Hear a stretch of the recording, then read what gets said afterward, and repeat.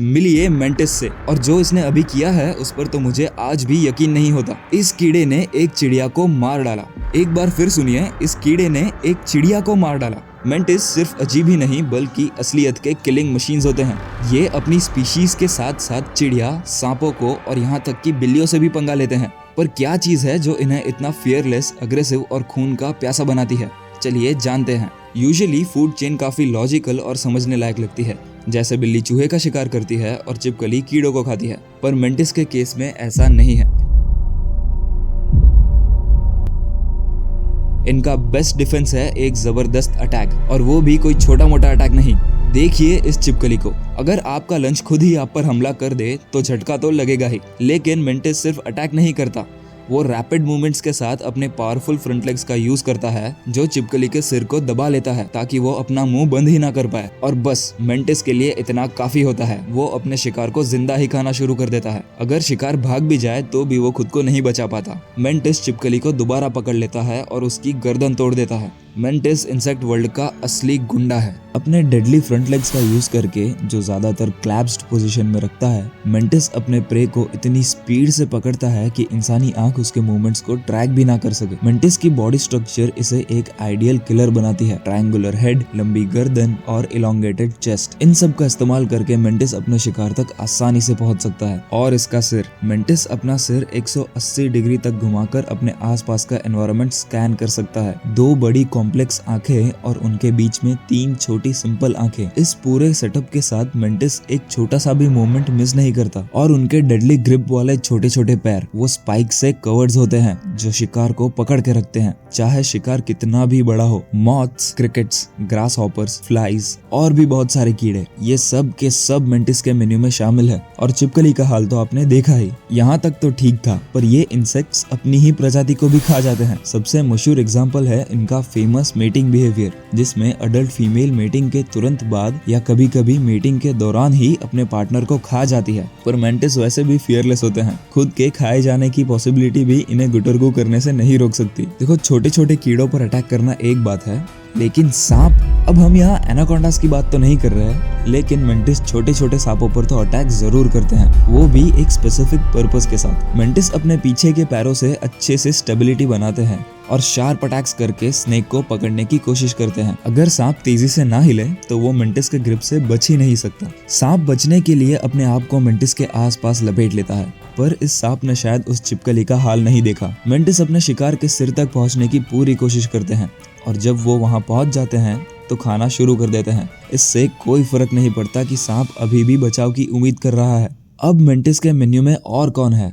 चूहे। हाँ, चाहे चूहे मेंटिस के बराबर के साइज के ही क्यों ना हो, मेंटिस के लिए वो एक बड़ा डेंजरस ओपोनेंट नहीं बल्कि बहुत सारा खाना होता है। प्लान बिल्कुल सिंपल है, अपने पावरफुल धारदार पैरों से अपने शिकार को पकड़ लेना और उसे जिंदा ही खाना शुरू कर देना, इससे पहले कि वो भाग पाए। चूहा अभी भी हिल रहा है, लेकिन मेंटिस को कोई फर्क नहीं पड़ता। मेंटिस का खाना तो शुरू हो चुका है। ये नजारा कमजोर दिल वालों के लिए तो बिल्कुल नहीं है। अपनी इस वेरासिटी की वजह से मेंटिस को पेस्ट कंट्रोल के लिए भी यूज किया जाता है। जहां मेंटिस रहते हैं वहां चूहे या कॉकरोचेस बिल्कुल नहीं रहते, लेकिन शिकारी होने की वजह से मेंटिस अच्छी और बुरी बीटल्स दोनों को खा जाते हैं। इसीलिए कीड़े और चूहों से बचने के लिए गार्डन को मेंटिस से भर देने की बिल्कुल मत सोचिए। कहीं ऐसा ना हो जाए कि आपके गार्डन में किसी और जानवर को रहने का मौका ही ना मिले। अब वापस आते हैं उस बेचारी चिड़िया के पास जो वीडियो के शुरू में मारी गई थी। अब आप समझ ही गए होंगे कि ये पहली बार नहीं है और ना ही ये चिड़िया अकेली अनयूजुअल विक्टिम है जो मेंटिस का शिकार बनती है। दरअसल मेंटिस का ये बिहेवियर एकदम नॉर्मल है।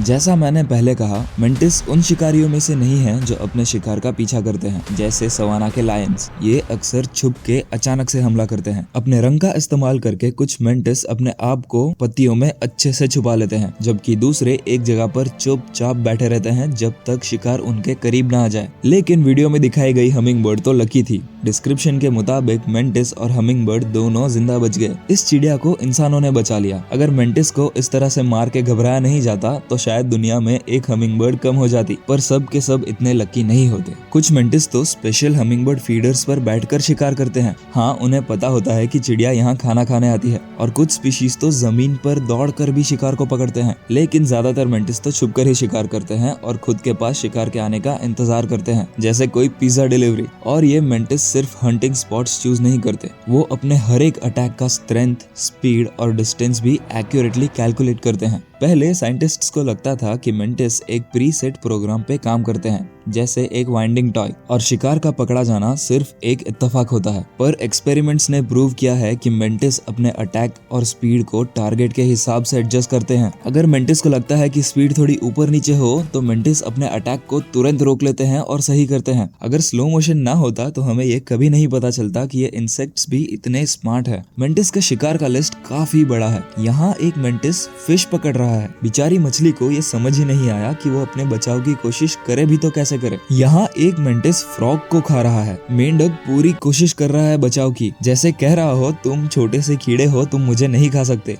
पर मेंटिस को कोई फर्क नहीं पड़ता। और याद है कुंग-फू पांडा का मेंटिस? ये कैरेक्टर इंटेंशनली मेंटिस से इंस्पायर्ड था। चाइनीज मार्शल आर्ट्स के दो अलग अलग art forms, northern praying mantis और साउदर्न प्रेइंग मेंटिस, इससे इंस्पायर्ड है। ये दोनों आर्ट फॉर्म्स इंडिपेंडेंटली डेवलप हुए हैं और काफी अलग अलग लगते हैं। देखो, मेंटिस को सिर्फ अटैक करना ही नहीं बल्कि डिफेंस भी आता है। अगर एक बड़ा शिकारी ज्यादा करीब आ जाए तो मेंटिस अपने फ्रंट लेग्स को पंखों की तरह स्प्रेड कर लेते हैं और अपने आप को बड़ा दिखाने की कोशिश करते हैं। कुछ मेंटिस के शरीर पर तो ऐसे पैटर्न्स होते हैं जिससे वो बड़े जानवरों को डरा सकते हैं। और अगर शिकारी फिर भी पीछे नहीं हटता तो मेंटिस अपने फ्रंट लेग से अटैक कर देते हैं और जरूरत पड़ी तो काट भी लेते हैं। इनके छोटे छोटे मुंह बहुत ज्यादा शार्प होते हैं जो काफी जानवरों को नुकसान पहुंचा सकते हैं। और तो और मेंटिस आवाजें भी निकाल सकते हैं अपने एब्डोमिनल एयरवेज से पुश करके। और इससे हमें पता चलता है कि चिड़िया हो या चूहा हो या बिल्ली ही क्यों ना हो, मेंटिस किसी से भी नहीं डरता। और फिर मैंने सोचा कि क्या कोई ऐसा छोटा और कूल क्रीचर है जो मेंटिस जैसा हो। सरप्राइजिंगली हाँ,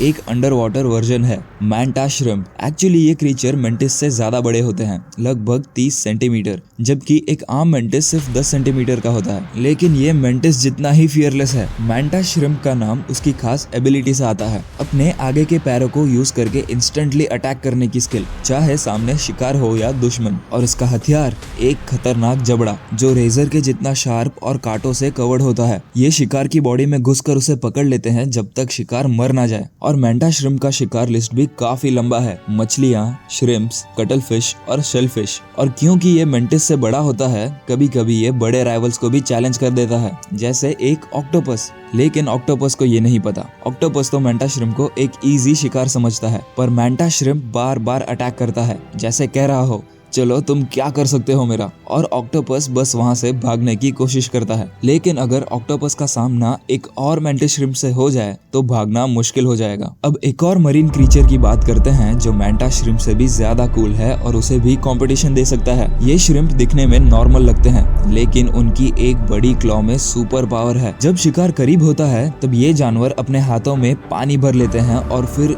एक जोरदार प्रेशर से उसे रिलीज करते हैं। इस प्रोसेस में बबल्स बनते हैं जिनकी स्पीड 100 किलोमीटर पर आवर तक होती है। शिकार बेहोश हो जाता है या मर ही जाता है। और जब ये बबल्स फटते हैं तो स्नैप की साउंड आती है। इसी वजह से इसका नाम स्नैपिंग श्रिम्प है। इन स्नैप्स के साउंड की वॉल्यूम 210 डेसिबल्स तक जाती है, जो किसी गोली चलने के साउंड से भी ज्यादा होती है। चाहे मेंटिस हो या मेंटिस के अंडर वाटर कजिन्स, दोनों ही काफी इम्प्रेसिव है। पर मुझे लगता है कि अगर मैं और एक्सप्लोर करूं तो कोई और भी ज्यादा कूल जानवर मिल ही जाएगा। क्या आप जानना चाहेंगे वो कौन हो सकता है? तो जल्दी से चैनल को सब्सक्राइब कर लीजिए, वरना सब कुछ मिस कर देंगे। और हाँ, लाइक्स और कमेंट्स देना मत भूलिए, वो मुझे बहुत खुश करते हैं। चलिए मिलते हैं अगले वीडियो में।